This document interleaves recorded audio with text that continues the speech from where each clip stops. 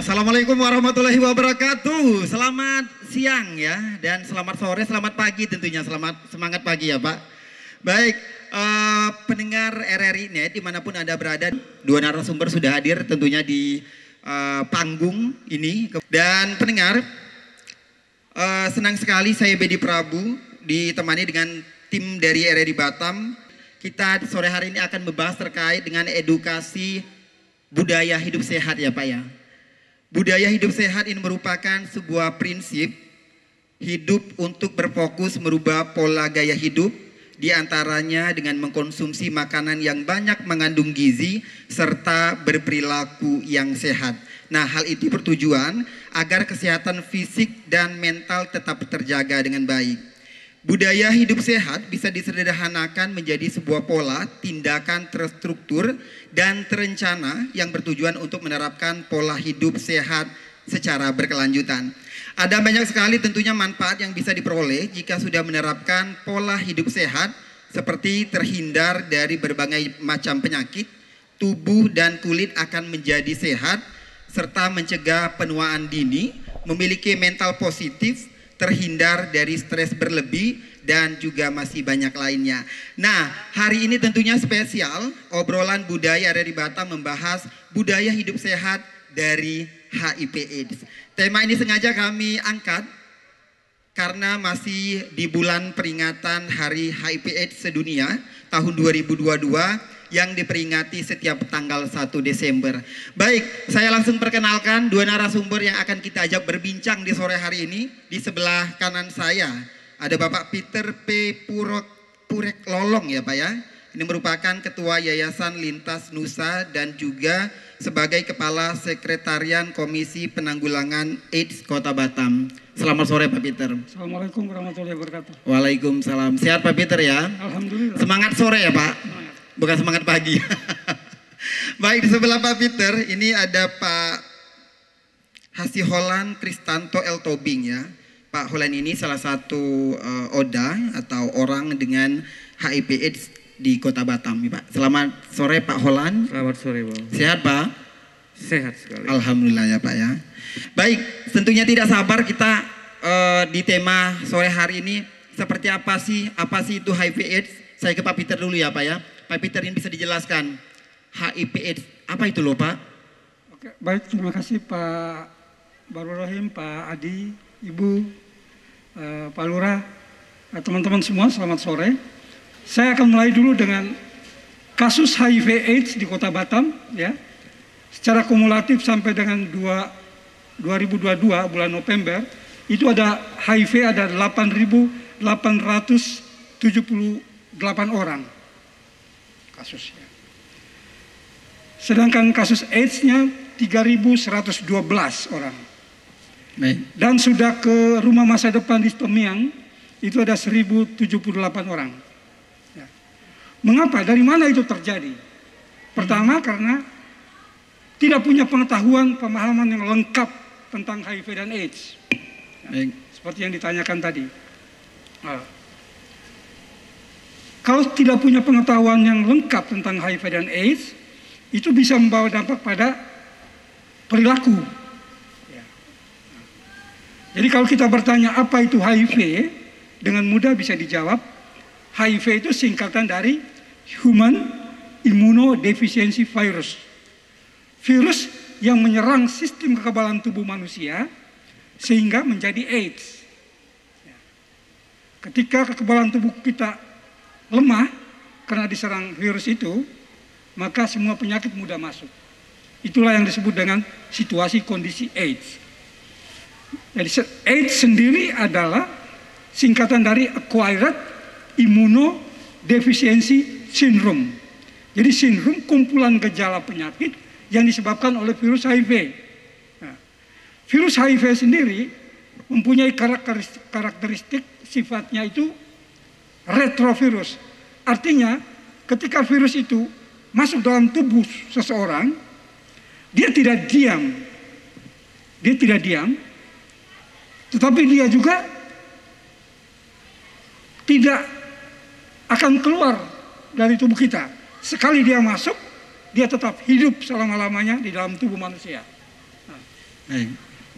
Dan dia aktif bekerja untuk mereplikasi diri, mengkopigandakan dirinya, memperbanyak jumlah virusnya. Jadi nanti akhirnya virus itu menjadi semacam pasukan yang menyerang sel darah putih kita, sistem imun kita, sehingga tubuh menjadi lemah. Nah, kira-kira itu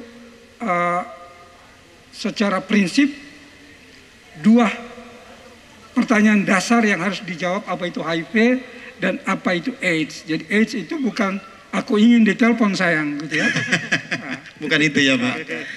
Baik Pak, tadi dari data yang Bapak sebutkan ini meningkat tidak 2022 dibandingkan dengan 2021 atau sebelumnya Pak di Batam? Kalau 2020-2021 itu karena intervensi diganggu oleh kerja-kerja untuk COVID, maka memang kegiatan tes HIV bagi masyarakat itu rendah.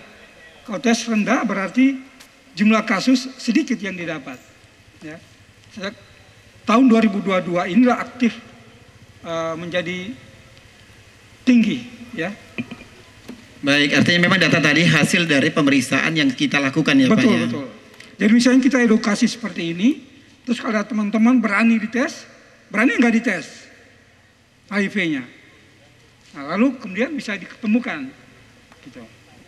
Baik, nah Pak Peter, ini sebenarnya bagaimana cara penularan dari HIV di sini Pak? Ya, sebelum cara penularan mungkin kita perlu tahu dulu di mana virus itu ketika dia masuk dalam tubuh, dia hidup di mana di dalam tubuh itu.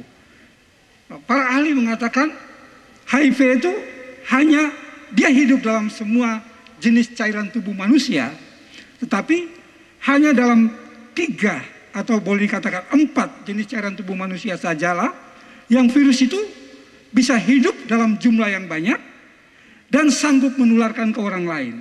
Ya, artinya di dalam semua jenis cairan tubuh itu ada virus HIV, tapi jumlahnya tidak sanggup untuk menularkan ke orang lain. Jadi hanya ada 3 jenis cairan tubuh manusia. Kadang-kadang orang mengatakan 4. Karena gini, cairan tubuh yang pertama adalah cairan darah. Ya. Cairan kelamin. Kan tentu ada berapa kelamin di dunia ini kita tahu kan? Jadi ada kelamin pria dan ada kelamin wanita. Dan air susu ibu. Jadi hanya 3 tempat itu ajalah virus itu hidup dalam jumlah yang banyak dan dia sanggup menularkan ke orang lain. Ya.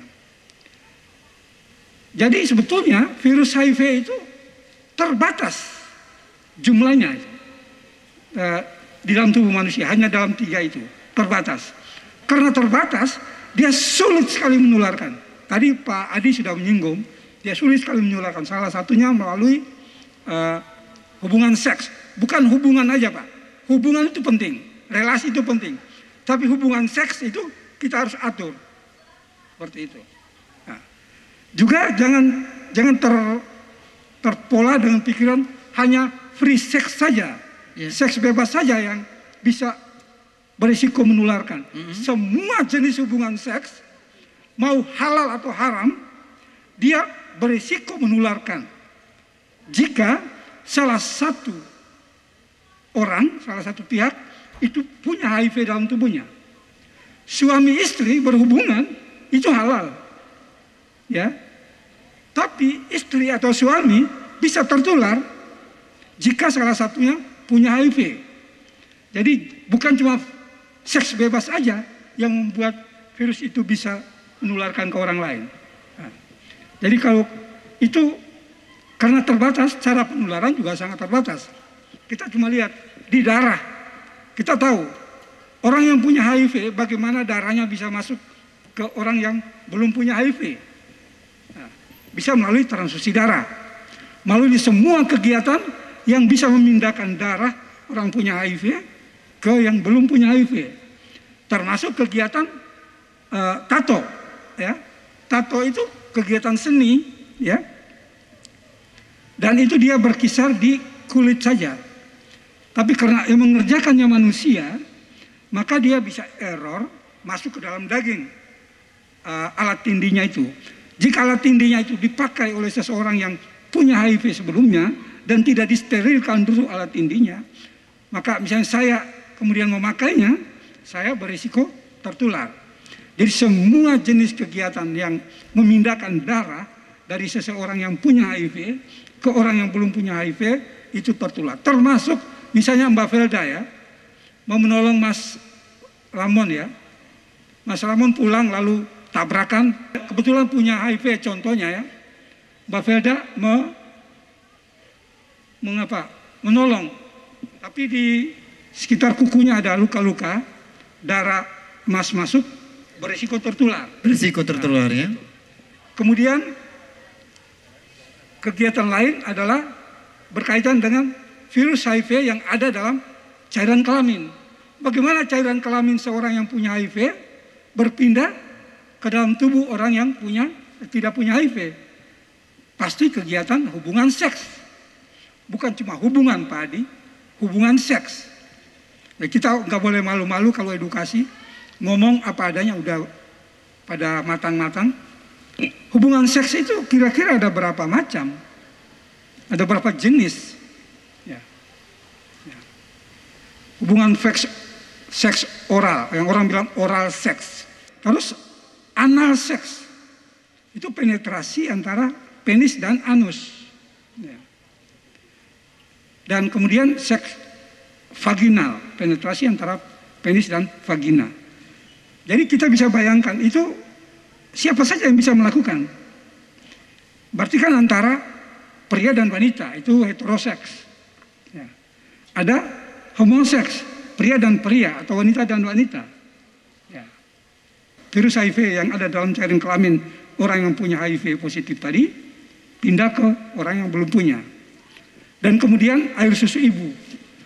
Nah, bagaimana seorang ibu yang punya HIV menularkan HIV ke anaknya? Itu selama ibu itu mengandung anaknya, dia berisiko menularkan HIV pada anaknya. Kemudian selama ibu itu proses melahirkan, dia berisiko menularkan. Dan kemudian selama ibu itu proses menyusui anaknya, dia berisiko menularkan. Itu Mas Prabu, kira-kira. Pak, ini kalau kita lihat dari penjelasan Pak Peter sebenarnya Pak ya, ini lebih ke arah mana yang memang percepatan untuk penularan tadi dijelaskan Pak Peter? Melalui seks bebas kah, atau dari darah, atau dari mana Pak? Ya, sebetulnya banyak orang mengatakan darah paling mudah. Ya. Darah paling mudah. Para ahli juga mengatakan darah paling mudah. Karena hubungan seks itu sering dikatakan kalau saya berhubungan seks dengan seorang wanita yang punya HIV 100 kali, ya itu 0,001% saya berisiko tertular. Tetapi saya tidak boleh berhubungan seks dengan wanita yang bukan pasangan tetap saya. Dilarang keras. Nah, karena juga saya tidak tahu hubungan seks yang keberapa dari 100 kali itu saya bisa tertular. Jadi bisa dipahami ya. Nah, maka tidak boleh berhubungan seks dengan orang yang bukan pasangan tetap kita. Baik Pak Peter, ini mungkin dari warga dormitori juga bertanya-tanya sebenarnya untuk mengetahui kita ini terjangkit atau terinfeksi begitu Pak ya, virus dari HIV/AIDS. Dilihat dari mana sih Pak sebelum kita melakukan pemeriksaan atau pengecekan seperti itu Pak? Ya, satu-satunya cara kita tahu status kita ada HIV atau tidak, tes HIV namanya, tes darah untuk tes dapatkan apa kita punya HIV. Harus melalui tes memang ya Pak ya? Darah itu kan kadang-kadang kan kita untuk melihat kolesterol kita berapa, tapi dia tes khusus, disebut tes HIV. Satu-satunya jalan, tidak bisa hanya lihat saja. Teman kita yang duduk di sini, secara kasat mata, oh ganteng segala macam kan, tapi dia sudah mengaku secara terbuka dia punya HIV dalam tubuhnya. Ya. Jadi tidak bisa hanya dengan melihat saja, atau tidak hanya dengan merasa sehat saja, tapi harus tes HIV. Itu satu-satunya cara, tidak bisa tidak. Baik, Pak Peter terima kasih ya Pak ya. Nanti akan kita kembali, banyak sebenarnya pertanyaan dari warga dormitori, tentunya mereka sudah menyiapkan pertanyaan untuk Pak Peter ya Pak ya. Saya ke Bang Holland ya. Siap. Bang Holland. Bang Holland mungkin di awal bisa diceritakan nih Bang. gimana kemarin tertular, kemudian sempat melakukan pemeriksaan seperti itu, Bang. Bisa dijelaskan, silakan, Bang. Baik, Bang Beni, makasih buat pertanyaannya. Terima kasih juga buat Batamindo, kemudian Tunas Karya, kemudian Pak Lurah dan seluruh para undangan di sore hari ini. Sebelum saya menjawab atau menceritakan sedikit apa yang saya alamin, tujuan saya bercerita seperti ini adalah untuk memberikan pengetahuan dan dibilang tadi Pak Peter bahwa kita tidak bisa melihat dengan kasat mata. Orang kurus itu bukan berarti dia kena HIV, belum bisa kita, atau dia batuk-batuk selalu. Kalau kita mau tes HIV ya tujuannya harus tes gitu. Ya tahun 2012 saya didiagnosa, waktu saya tes saya sempat sakit, demam berkepanjangan, kemudian saya dibawa ke salah satu rumah sakit karena saya juga background saya menggunakan narkoba, jarum suntik, karena kita tahu tadi yang disampaikan oleh Pak Peter, salah satu penularan HIV itu dari darah. Karena saya menggunakan jarum suntik, karena ada hubungan dengan darah, berganti-ganti jarum suntik, saya berisiko dari situ. Tahun 2012 saya didiagnosa status HIV positif. Kemudian tentunya dalam proses mengetahui status itu ya tidak mudah ya. Didiagnosa sakit gula atau sakit kanker aja itu juga tidak mudah, apalagi HIV gitu. Sebenarnya sama saja, tetapi beda nama penyakitnya saja gitu.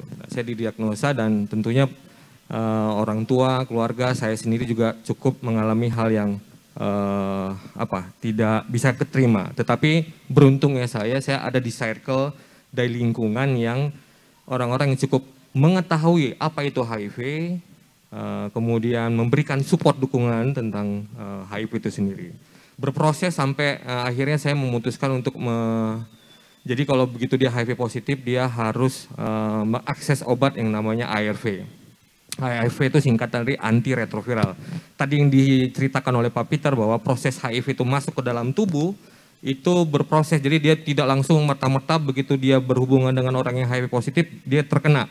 Atau dia tes, misalnya saya berhubungan dengan saya, ada yang berhubungan dengan saya, terus dia besoknya tes, itu belum tentu dia terdiagnosa HIV positif. Itu dia ada masa Windows period tadi Pak Lurah tadi sempat singgung ya, Windows period atau masa jendela HIV. Jadi perjalanan HIV itu tidak semerta-merta begitu dia berhubungan dengan orang HIV positif, dia langsung positif. Jadi ada masa perjalanan virusnya 3 sampai 6 bulan. Itu baru kedetek bahwa dia HIV positif.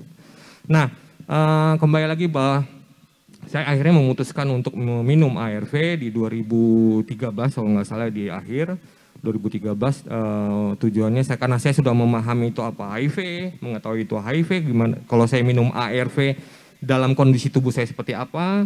Kemudian saya juga harus memutuskan untuk stop menggunakan narkoba, karena jika masih menggunakan narkoba itu akan berdampak dengan virus yang mereplika di dalam tubuh saya, sehingga saya memutuskan untuk berhenti, masuk rehabilitasi dan meminum antiretroviral atau ARV, obat HIV sampai detik ini.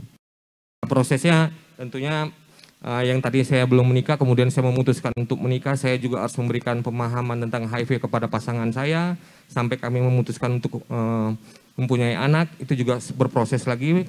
Dan alhamdulillah puji Tuhannya bahwa istri saya negatif dan anak saya negatif, itu juga proses dari pemahaman dan pengetahuan juga program-program HIV yang ada di kota ini. Begitu Bang Weni, gambar singkat ya. Baik, 2012 artinya 2012. ya Bang Holland ya. Bang Holland artinya masih bujang ya waktu itu ya? Kebetulan belum menikah. Belum nikah ya, sama aja ya. Bujang dengan belum nikah. Bang Holland, gimana perasaannya ketika tadi demam, kemudian ya memang karena dikatakan juga tadi pemakai narkoba seperti itu ya Bang ya. Kemudian memeriksakan dan ternyata positif. Ya.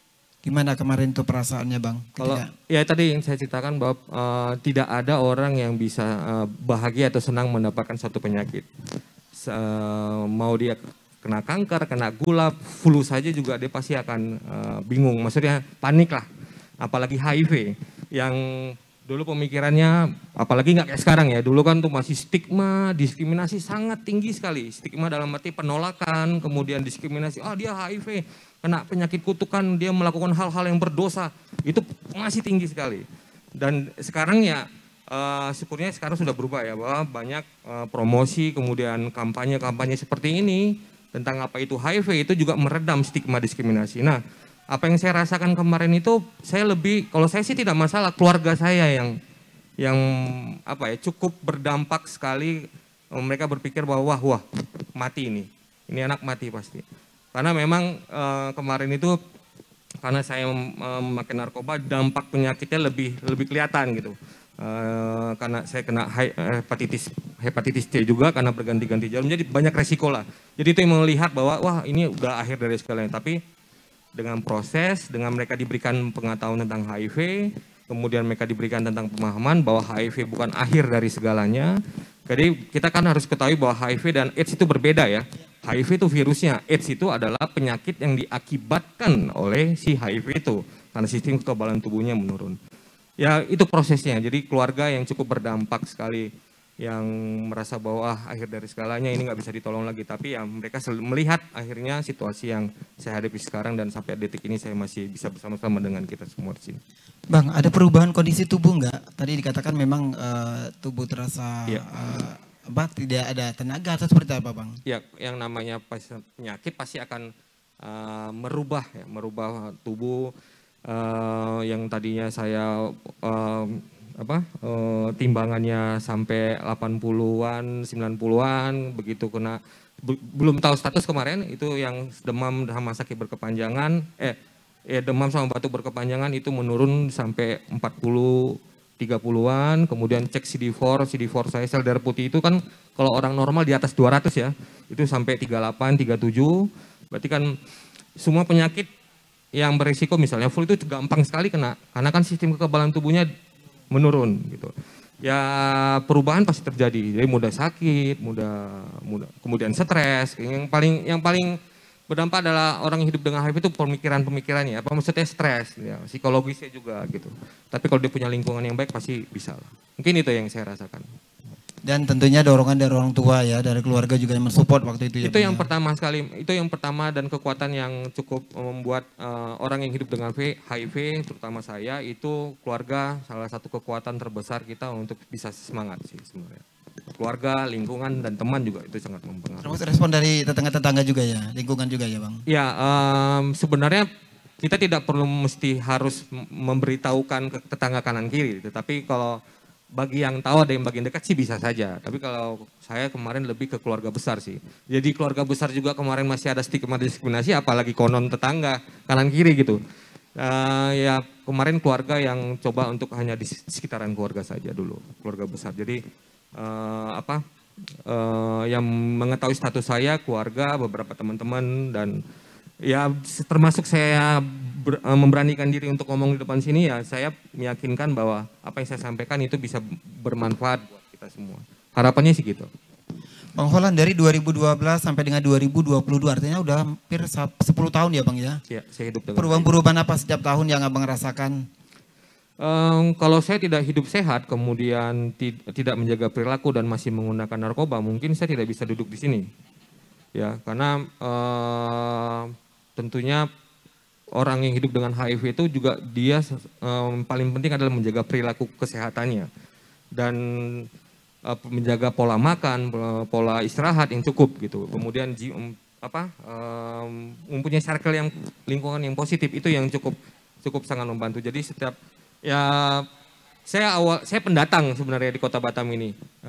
Ya saya mencari circle yang bisa membuat saya termotivasi lah. Seperti saat ini saya bergabung di salah satu yayasan penggiat HIV, ya mana saya membantu memberikan informasi ke teman-teman, itu salah satu pekerjaan yang mulia juga. Jadi bagaimana menstop HIV ke masyarakat yang ada di Kota Batam ini dengan memberikan pengetahuan tentang HIV. Seperti itu. Bang, satu lagi nih pertanyaan ke Bang Oda ini, yang Bang Holland yang menjadi penasaran juga. Tadi dikatakan bahwa ada obat juga ya Bang ya, ini untuk didapatkan mudah didapat obat tersebut Bang ya? Obat antiretroviral atau ARV itu sebenarnya sudah salah satu program, ya Pak Lurah pasti tahu lah, itu program pemerintah yang gratis, bisa diakses, dan kebetulan di Kota Batam ini kalau tidak salah saya ada tiga rumah sakit yang menyediakan layanan obat ARV dan beberapa puskesmas. yang menyediakan obat ARV. Jadi di Kota Batam ini sudah banyak layanan-layanan rumah sakit kesehatan yang sudah menyediakan tes HIV dan penyediaan obat ARV atau obat HIV itu sendiri. Gitu. Dan yang sangat membantu untuk kembali pulih seperti itu ya Bang ya? Ya, jadi obat ARV itu sekali lagi yang dijelaskan oleh Pak Peter tadi bahwa bukan menghilangkan virusnya, tapi menekan virus itu tadi bereplika atau bereplikasi. Jadi tetap akan ada sampai saya menutup mata nanti, sampai dipanggil Yang Maha Kuasa, saya akan tetap ada. Tetapi jika dia punya pola hidup yang sehat, kemudian meminum obat ARV itu secara teratur, tidak bolong atau tidak berhenti, dia bisa tidak kedeteksi, tidak undetected, gitu bisa. Gitu. Tetapi tetap ada virusnya, gitu. Jadi obat ARV itu membantu menekan bahwa supaya tidak dia bereplika. Yang tadi dia bisa, kalau tidak minum ARV bisa menggandakan diri sampai 100-200, kalau dia minum ARV dia bisa menekan tidak sampai 100-200 itu. Begitu cara kerjanya. Artinya sekarang menjaga pola hidup sehat ya. Benar. Baik. Bang Holan, terima kasih ya Bang ya ceritanya. Baik. Ini sebelum saya lempar ke warga dormitory dan juga para peserta di sore hari ini, saya ke Pak Peter. Pak Peter, tadi dari penjelasan cerita sedikit dari Bang Holan, apa yang bisa kembali disampaikan atau juga ditambahkan dari Pak Peter, silakan. Ya, saya mau menekankan sedikit tentang ARV. ARV itu antiretroviral, antiretrovirus ya. Jadi virus yang obat yang mengantivirus itu melipat gandakan dirinya, memperbanyak dirinya. Nah, dan diminum setiap hari secara disiplin, kalau nggak salah pada jam yang sama. Jadi dari cerita Bung Holan itu kita bisa lihat bahwa yang paling penting dari HIV dan bahkan penyakit apapun, itu yang paling penting itu support, ya, dukungan dari orang-orang yang ada di sekitarnya, teman-teman dan siapa saja. Sekarang kita di sini mendengar sharing dari Bung Holan. Di situ diharapkan selain kita ada pengetahuan, tapi juga kita membangun di dalam diri kita sifat untuk mendukung orang lain supaya hidupnya itu enak kira-kira. Siapa tidak harus HIV saja, tapi juga semua penyakit yang lain, termasuk juga kesusahan-kesusahan yang lainnya. Jadi perlu dukungan orang lain. Jadi satu hal lagi yang tersirat adalah Bung Holan ini dia mempraktekkan apa yang disebut dengan pencegahan. Cara mencegah HIV. Ya. Artinya pola hidup sehat, tidak sembarangan berhubungan seks misalnya, berperilaku narkoba dan lain sebagainya. Jadi satu pertanyaan paling penting dalam mengetahui tentang HIV itu bagaimana cara mencegahnya. Ya. Kita kan cuma tahu virus itu di 3 tempat, di 3 jenis cairan. Oleh karena itu kita menghindari aja, ya. Bagaimana virus itu berpindah dari cairan-cairan itu dari orang yang punya HIV ke kita yang belum punya. Nah, caranya yang tadi saya juga udah tersirat. Pertama itu kita biasa sebut dengan salam 5 jari. Rumus A, B, C, D, E. A itu abstinent, absent sex. Jadi semua orang yang belum menikah, semua janda, semua duda, para selibater, orang yang memutuskan hidup sendiri, itu tidak boleh berhubungan seks. Kapanpun, dimanapun, dengan alasan apapun. Misalnya ini kepepet, tidak bisa. Alasan, nggak bisa. Oh kami berdua sendiri di pinggir pantai, kedinginan, kena hujan, badai dan berpelukan dan lain sebagainya. Tidak ada alasan apapun. Tidak ada alasannya Pak ya. Itu rumus A. B adalah be faithful, bersikap setia dengan pasangan. Ini awasan bagi semua orang yang sudah menikah, dia harus setia dengan pasangannya. Jika pasangannya itu 1, setia dengan 1 itu. Jika pasangannya itu 2, setia dengan 2. Begitu seterusnya. Nah, setia itu artinya setia, bukan setiap tikungan ada. Gitu kan? Nah, jadi kalau tadi Pak Lurah ada singgung ini itu, ya rekreasi ada pemuda-pemuda yang punya kegiatan dan segala macam. Termasuk kami-kami yang sudah menikah, yang juga sering keluar kota, itu harus mencari rekreasi yang sehat. Gitu kan? Kalau ke Jakarta atau ke Singapura kemana, rekreasi sehat harusnya. Jadi kegiatan sehat. Kemudian C ini harus disebut dengan sedikit pelan Pak Lurah. Karena ini pada belum menikah banyaknya. Apa tuh Pak? Penasaran yang belum menikah ya? Karena saya tidak mau kampanyekan C itu di sini. Hanya menyebut saja sebagai pengetahuan. C itu cegah dengan kondom. Condom lah gitu ya, kondom. Nah, jadi sering orang mengatakan bahwa ya kalau nggak tahan ya pakai kondom gitu ya, dan seterusnya. Nah, jadi kalau pergi kemana-mana terus terdampar di salah satu, misalnya di Sintai atau di Teluk Batkau atau di Bukit Senyum atau Samyong, gitu kan? Itu harus pakai kondom, dikira gitu. Ada cerita Pak Lurah, ada beberapa RT, kepala ketua RT, RW, mereka bilang, Pak Peter coba, Sintai itu kayak apa sih? Saya bilang, oke ikut saya, malam-malam saya bawa. Nah, boleh main, boleh aja saya bilang terserah kalian, tapi harus pakai kondom. Kalau kami nggak pakai kondom, saya bilang coba aja. Mbak-mbak itu pasti dia tidak mau kalau bapak-bapak tidak pakai kondom. Oh, masa saya begitu? Kami sudah edukasi sejak 2009. Jadi ternyata betul.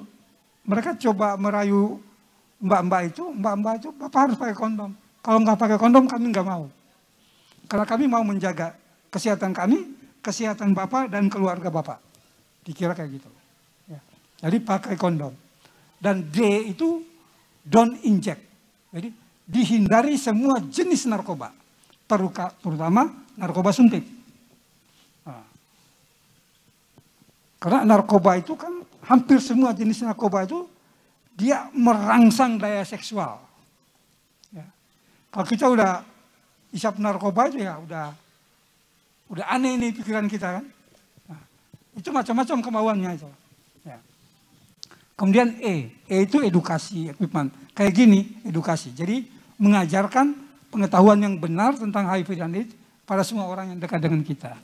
Jadi kita sebetulnya sudah menjawab 5 pertanyaan dasar yang menjadi kunci di dalam memahami pengetahuan HIV dan AIDS. Pertama, apa itu AIDS? Apa itu HIV? Kedua, apa itu AIDS? Ketiga, di mana virus HIV berada dalam 3 jenis cairan tubuh itu? Keempat, bagaimana cara penularannya? Dan yang kelima barusan, bagaimana cara mencegahnya. Kalau kita sudah bisa menjawab 5 pertanyaan dasar itu tentang HIV dan AIDS, kita sudah bisa disebut sebagai orang yang punya pengetahuan lengkap tentang HIV dan AIDS, dan dengan demikian bisa mengedukasi ke orang lain. Gitu, kira-kira. Baik, Pak Peter dan juga Pak Holland ditahan sebentar ya Pak ya. Kita tentunya ini sudah banyak dari warga dormitory atau juga peserta dialog kita sore hari ini yang menyiapkan pertanyaan untuk pertanyaan langsung dengan Pak Peter dan juga Pak Holland. Baik, saya buka untuk 3 penanya. Silakan warga dormitory, ini Bapak Ibu juga tamu undangan, silakan yang ingin ditanyakan kepada 2 narasumber Pak Peter dan juga Pak Holland. Kami buka 3 penanya, silakan. Baik, itu adanya yang tunjuk tangan. Sebutkan nama. Kemudian ini umurnya boleh, bisa juga ya Pak umurnya berapa ya. Oke, itu mic-nya dari sana. Oke. Baik, terima kasih sebelumnya untuk Kak Dedi, Pak Peter dan Pak Holland. Nama saya Muhammad Daniel Friansyah, umur saya 16 tahun. Saya dari SMKN 1 Batam. Telah diberitahukan tadi bahwasanya respon ketika tertular atau terkena HIV tidak terjadi secara langsung atau memiliki jeda seperti yang dikatakan oleh Pak Holland tadi, bahkan bisa sampai 6 bulanan. Jadi langsung saja ke pertanyaannya, ciri-ciri seperti apa yang paling signifikan ketika awal mula terkena HIV dan bentuk pengimplementasian atau edukasi bagaimana yang dapat saya terapkan di dalam hidup saya sehingga saya dapat memulai pola hidup sebagai remaja yang sehat dan dapat memulai produktivitas yang efektif. Terima kasih. Itu saja ya. Wih, luar biasa pertanyaan. Boleh tepuk tangan ini untuk Dani ya. Oh, mungkin langsung dikasih. Mana goodie bag-nya tadi? Silakan. Dijawab dulu ya. Oke, kita jawab dulu ya. Sabar. Pak Peter ini jawab dulu, Pak Peter. Ya, terima kasih banyak. Bagus sekali pertanyaannya, SMK Negeri 1 ya. Pertama itu tentang periode jendela tadi, masa jeda tadi ya. Jadi kalau hari ini saya kena HIV ya, itu hari ini sampai 6 bulan ke depan itu disebut periode jendela. Periode jendela artinya virus itu sudah ada dalam tubuh kita ya, tetapi ketika dites itu tidak kelihatan. Jadi alat tes itu, alat tes HIV itu belum bisa membaca, ya, belum bisa mendeteksi virus dalam tubuh kita, dia masih tersembunyi. Ya. Jadi kalau hari 3 bulan lagi saya tes nggak kelihatan, dokter biasanya menganjurkan 3 bulan lagi datang atau 6 bulan lagi datang, kira-kira gitu deh. Yang pertama tentang bagaimana supaya kita lakukan tadi deh. Untuk pelajar itu kita anjurkan yang A, D, dan E. Ya. Absen seks. Jadi peringatannya adalah jangan main-main dengan kelaminmu. Gitu. Jadi jangan berhubungan seks jika belum menikah. Selesai. Nah, itu harus ditanamkan terus di dalam pikiran dan hati. Jangan menggunakan narkoba, apalagi narkoba suntik. Gitu. Dan Ade sudah di sini mendengar edukasi, tinggal ke sana ke teman-teman mengedukasi lagi. Kami sering masuk juga ke SMK Negeri 1. Tapi karena muridnya ribuan, yang ikut edukasi itu paling sekitar 100 lebih. Ya, sepenuhnya aula saja. Nah, mereka itu yang menjadi peer edukator, pendidik sebaya bagi teman-teman yang lain. Kira itu untuk sementara. Mungkin yang lain, Bung Holland bisa tambahkan. Bang Holland mungkin bisa ditambahkan. Tadi dikatakan ketika udah terdetek, ini edukasi secara untuk pribadi ya, apa yang bisa dilakukan? Silakan. Ya, pertanyaannya bagus. Jika dia sudah positif, kemudian biasanya jika saat ini program-program HIV kan sudah ada itu di layanan rumah sakit, di puskesmas itu sudah ada. Jadi jika dia sudah dia mendapatkan hasilnya kemudian positif, itu nanti langsung dikonseling oleh pihak layanan. Dan nanti juga akan ada didampingi oleh pihak LSM. Jadi untuk saat ini sudah enak. Maksudnya dari sisi informasi, yang penting sih bagaimana kita bisa membuka diri untuk membuka selebar-lebarnya informasi tentang HIV itu sendiri.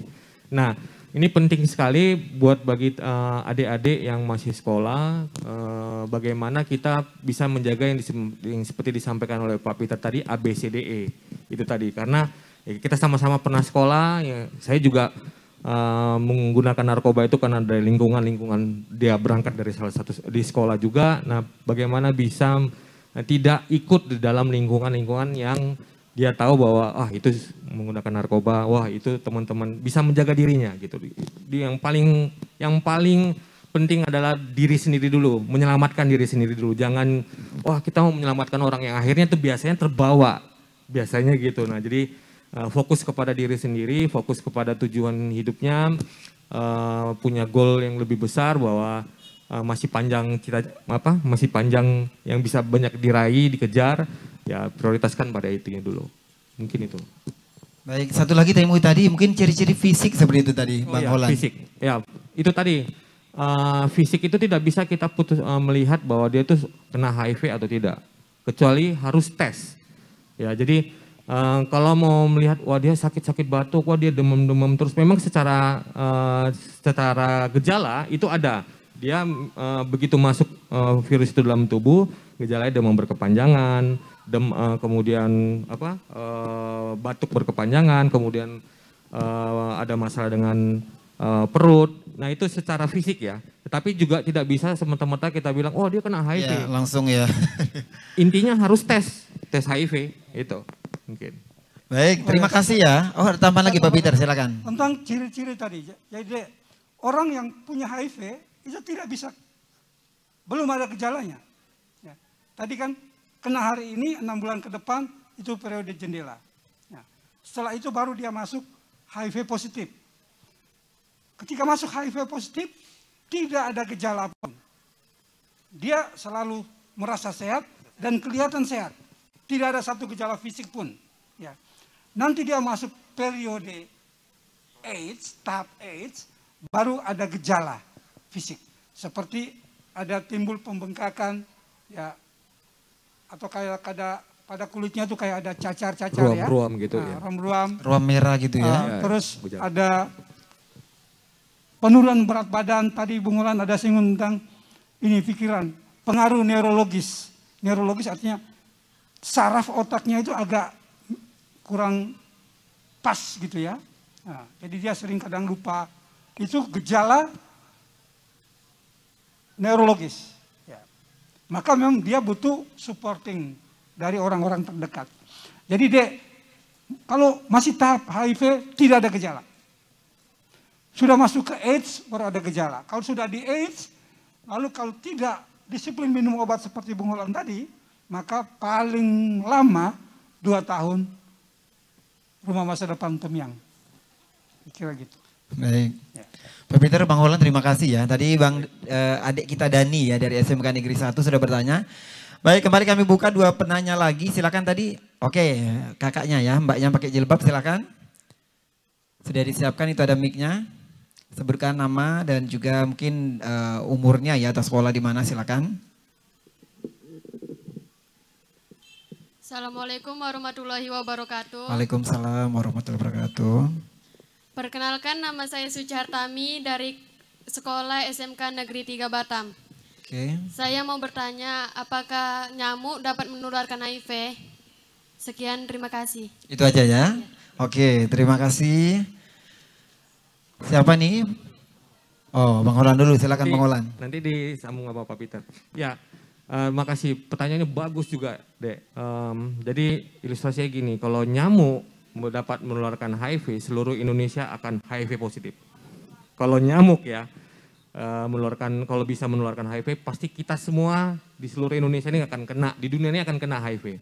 Jadi kembali lagi ke singkatannya, HIV itu adalah Human Immunodeficiency Virus. Jadi kalau human berarti ke manusia. Di dasarnya itu simpel aja, kalau HIV itu singkatan Human Immunodeficiency Virus, virus yang bisa ditularkan ke tubuh manusia. Yang pertamanya human, jadi nyamuk tidak bisa menularkan, Walaupun ada cerita tahun 19 di luar negeri waktu ada yang menyatakan bahwa dari simpanse bisa menularkan. Nah itu ya masih belum jelas lah, tapi yang jelas virus itu tidak bisa hidup di dalam tubuh binatang. Dia cuma bisa hidup di tubuh manusia. Mungkin Pak Peter bisa. Pak Peter silakan. Secara saya sudah jelas. Di SMA 3 itu ada kelompok pita merah ya. Pita merah yang dulu kita bentuk. Saya nggak tahu sekarang masih eksis apa tidak. Karena SMA 3 termasuk sekolah yang cukup sadar untuk mengedukasi dirinya ya. Menyangkut berbagai hal. Ya. Ada yang nanti cek aja pita merah, kelompok pita merah. Kayak organisasi siswa gitu ya Pak ya? Siswa peduli HIV. Siswa peduli HIV ya? Di sekolahnya. Baik. Baik, saya buka kembali satu penanya. Pak Lurah ya? Oke, Pak Lurah mau nanya nih. Abang yang di belakang. Oke, silakan Bang.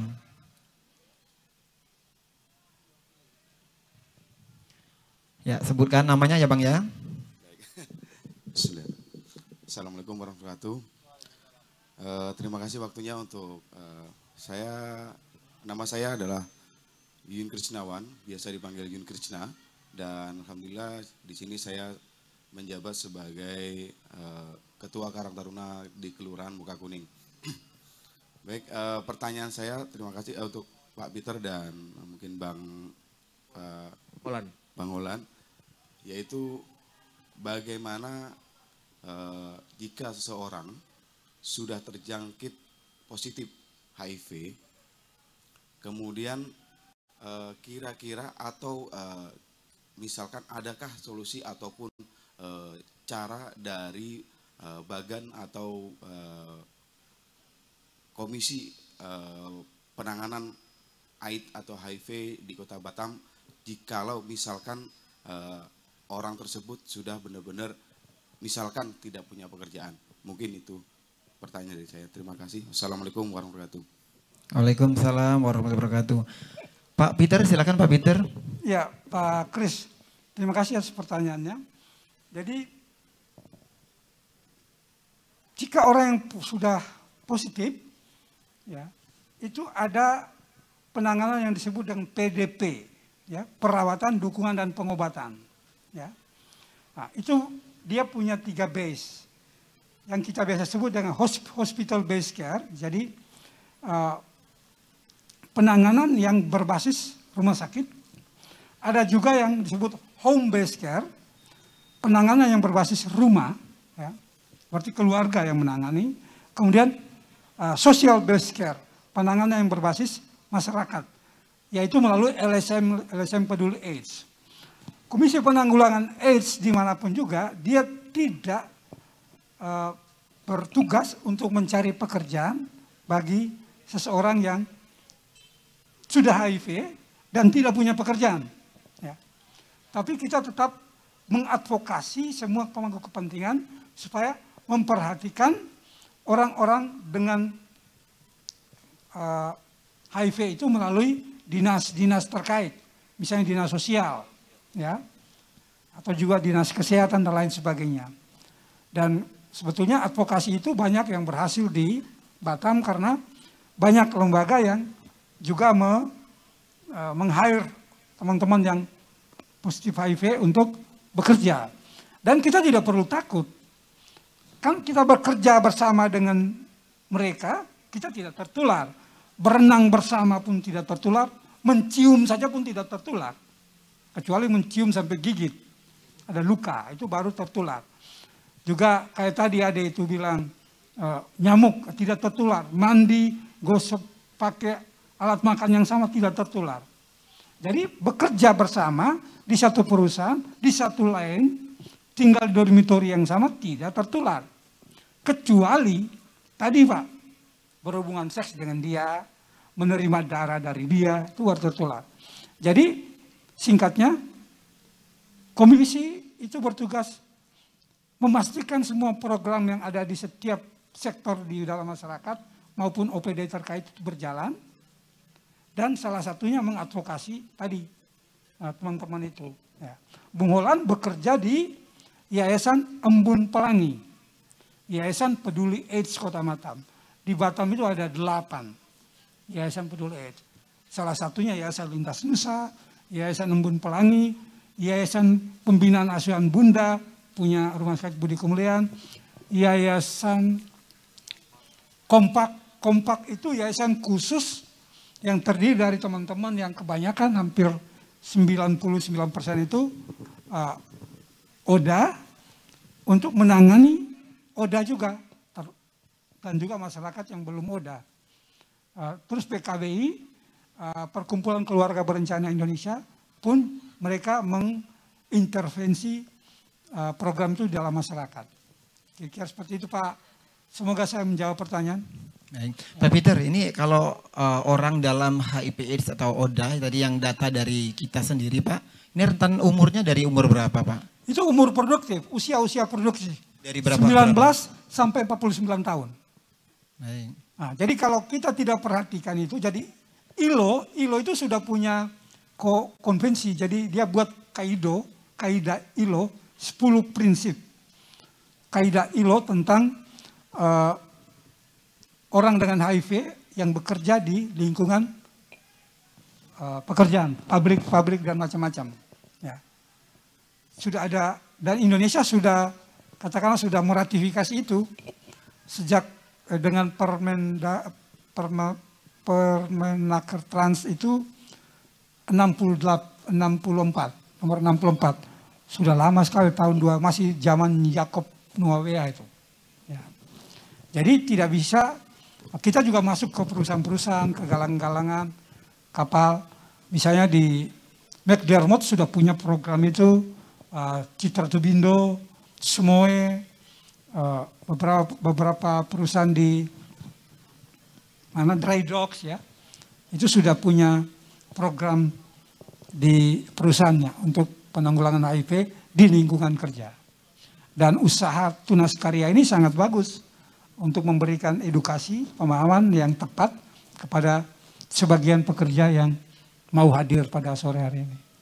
Nah Pak Peter, ini kesadaran untuk masyarakat sendiri atau juga para warga pekerja atau juga masyarakat warga dormitori seperti itu Pak ya, kesadaran mereka untuk terbuka bahwa harus memeriksakan seperti itu gimana Pak sejauh ini Pak? Ya ini edukasi. Dulu saya di sini juga ya Pak. Setelah kita edukasi di sini itu ada juga teman-teman dari dormitori memeriksakan diri. Ya, tentu saya tidak bilang siapa-siapa gitu kan. Nah, ini saya yakin pasti ada. Yang mendengar lewat atas pun ada. Pasti, oh ya, berarti saya harus datang memeriksakan diri. Di semua rumah sakit ada. Ya. Terutama Rumah Sakit Budi Kemuliaan yang paling berpengalaman di bidang HIV AIDS. Karena dia rumah sakit pertama di Kepri ini yang memulai program HIV. Ya. Terus Rumah Sakit Elizabeth Batam Kota yang swasta ya. Dan juga Lubuk Baja. Rumah Sakit Embung Fatima. Rumah Sakit OB, BP Batam. Juga hampir semua 21 puskesmas di Kota Batam ini sudah bisa menangani teman-teman yang mau tes HIV. Jadi datang aja, nggak usah cemas. Semua rahasia terjamin. Tidak akan diwartakan di mana-mana. Baik, artinya kesadaran dari masyarakat untuk mengecek kesehatan mereka juga sudah meningkat ya Pak ya, dalam hal HIV AIDS. Nah satu lagi nih Pak, bagaimana sebenarnya peran dari yayasan atau juga lembaga penanganan HIV AIDS Pak? Seperti tadi ada Yayasan Lintas Nusa, kemudian dari Bang Holland juga seperti Bang ya. Gimana sejauh ini? Bang Holland dulu mungkin, silakan. Ya, seperti yang disampaikan tadi Pak Peter bahwa banyak beberapa LSM yang forum peduli LSM peduli HIV yang mengerjakan program-program HIV di Kota Batam. Salah satu tadi beberapa yang disebutkan tadi Pak Peter. Nah, kerja-kerja yang dilakukan LSM atau ya LSM yang dilakukan program HIV ini lebih ke penjangkauan, pendampingan kepada populasi yang beresiko HIV dan ke masyarakat umum juga. Jadi perannya LSM adalah memberikan informasi sebanyak-banyaknya tentang apa itu HIV, bagaimana penularannya, bagaimana pencegahannya. Nah kemudian dari kita berkolaborasi dengan dinas-dinas terkait seperti dinas kesehatan, mendorong menyediakan layanan kesehatan ya yang bisa diakses oleh kita, datang ke rumah sakit, datang ke puskesmas. Kalau dulu kan takut dan berbayar juga. Ya kan, nah sekarang sudah gratis, bisa diakses, paling bayar cuman administrasi 5.000 kalau di puskesmas. Nah itu sudah bisa diakses gitu. Jadi saat ini sangat gampang sekali untuk mengakses layanan untuk tes HIV, untuk mengetahui status dirinya. Dan lebih baik dari sekarang gitu. Kalaupun merasa berisiko tadi yang disampaikan hal-hal yang risiko-risiko yang disampaikan, nggak ada salahnya juga untuk mulai dari sekarang kita memberanikan diri, sudah dapat informasi ini ya sudah langsung aja akses atau tes, kan lebih cepat, lebih tahu ya, lebih enak. Jadi kita bisa tahu langkah-langkah apa. Kalau misalnya negatif hasil tesnya ya berarti menjaga perilaku. Kalau positif harus apa yang dilakukan, pasti akan diarahin. Jadi begitu. Jadi saat ini sudah banyak bisa diakses layanan-layanan tersebut. Dan peran-peran LSM juga untuk pencegahan HIV sudah dilakukan. Baik, Pak Peter, silakan Pak Peter tambahkan. Setiap LSM itu dia bekerja dengan fokus yang berbeda-beda, tergantung kemampuannya, kemampuan dana dan kemampuan tenaga. Nah, dan fokus pada mana? Ada LSM yang fokus pada intervensi populasi kunci yang berisiko tinggi tertular hanya wanita pekerja seks. Ada LSM yang hanya kuncinya pria pekerja seks atau HRM, HRM itu bahasa belakang Padang high risk man. Lelaki beresiko tinggi, hanya laki-laki aja. Ya. Kemudian ada LSM yang hanya dia pusat pada penasun, pengguna narkoba suntik saja. Ada LSM yang tadi saya bilang kompak, dia khusus untuk ODA saja. Ya. Jadi berbeda-beda, tergantung kesiapan mereka. Nah, kayak Lintas Nusa hanya untuk edukasi masyarakat umum atau ke pekerja. Jadi kalau edukasi kan dia tidak butuh banyak dana, datang aja edukasi gitu kan. Nah, ada juga LSM yang khusus untuk memperhatikan ibu-ibu hamil yang punya HIV. Kalau tadi kompak itu kan dia ODA pada umumnya. Ada juga yang ibu-ibu hamil pada khususnya. Jadi kita tahu bahwa dulu itu di Batam bahkan seluruh Indonesia bahkan seluruh dunia itu orang yang punya HIV itu faktor risikonya lebih banyak dari pengguna narkoba suntik. Kemudian bergeser lagi ke hubungan seks. Sekarang ini ibu-ibu rumah tangga. Nah, terakhir ini, tahun terakhir, itu LSL dan transgender atau transpuan. Itu yang paling banyak terjangkit. LSL itu lelaki seks dengan lelaki yang lain. Baik, artinya memang sudah banyak komisi dan juga dari pemerintah juga yang penanganan untuk masyarakat dan juga warga yang sudah terdetek mereka positif HIV/AIDS. Tinggal sebenarnya gimana keterbukaan warga untuk tadi berani membuka, berani sadar bahwa ketika perilaku hidup sehat mereka sudah terganggu dan untuk memeriksakan HIV/AIDS ke tempat-tempat yang sudah disebutkan Pak Peter dan juga Bang Holland tadi ya. Baik, kita di penghujung perbincangan sore hari ini terkait dengan tema kita ini budaya hidup sehat. Apa yang disampaikan dari Bang Holland? Budaya hidup sehat seperti apa? Mungkin lebih ke HIV/AIDS. Silakan. Ya, terima kasih Bang. Ya, closing statement berarti ini ya. Ya, kalau saya sih kalau ngomong saya budaya sehat bahwa harapannya HIV itu ya seperti penyakit lain pada lainnya. Yang bagaimana kita ya sebagai manusia harus menjaga kesehatan, menjaga perilaku. Kita sudah tahu apa yang resiko-resikonya, ya otomatis kita harus menjaga perilaku kita.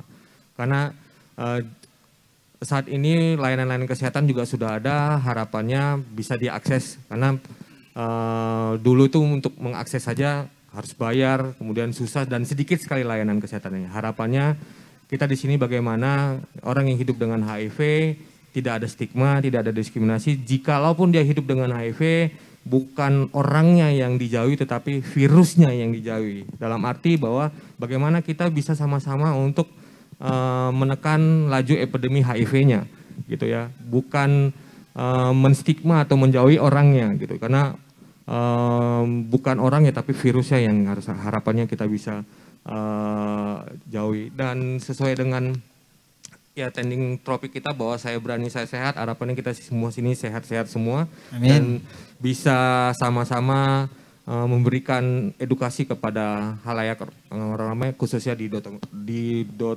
dormitory ini. Terima kasih Bang Holland ya. Pak Peter silakan closing statementnya. Ya, terima kasih. Ini tema ini sebetulnya berkaitan dengan yang bawah saya sehat itu sebetulnya tema tahun kemarin. Jadi berani apa? Ya berani tes gitu ya. Berani tes HIV. Nah, kalau tema tahun ini agak berbeda. Apa Ibu Tika? Equalize juga. Jadi apa namanya? Kesetaraan ya. Nah, jadi kita setara mencegah HIV, kita secara mengakhiri AIDS, kira-kira gitu. Harapan saya dengan edukasi kali ini, minimal semua yang hadir itu tercerahkan. Dan terima kasih dan angkat topi bagi PT Tunas Karya yang sangat peduli.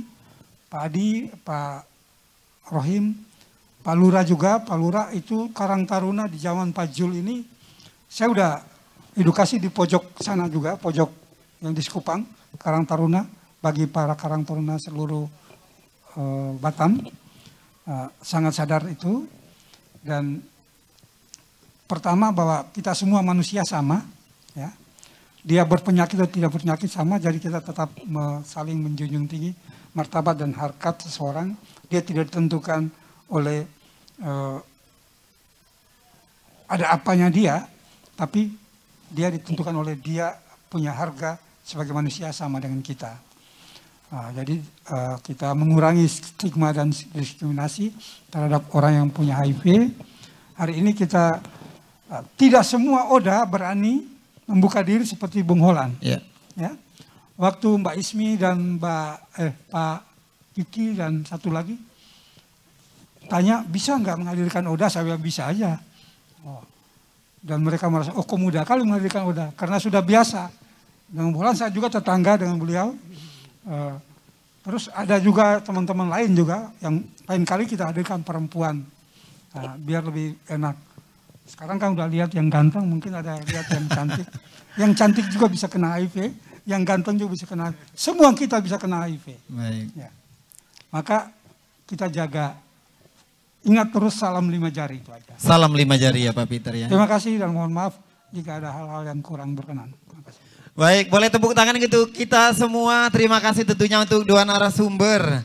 Ada Pak Peter P. Purekolong, merupakan Ketua Yayasan Lintas Nusa dan juga sebagai Kepala Sekretarian Komisi Penanggulangan AIDS Kota Batam. Dan juga Pak Hasiholan Kristanto L. Tobing, ini merupakan salah satu ODA atau orang dengan HIV AIDS di Kota Batam. Terima kasih. Dan juga terima kasih untuk Bapak Ibu warga Domitori tentunya atas kesempatannya kita bisa berdialog di sore hari ini, obrolan budaya hidup sehat. Saya Bedi Prabu undur diri dari ruang negara Anda dan juga dari RRI Net. Terima kasih atas kebersamaannya. Wassalamualaikum warahmatullahi wabarakatuh.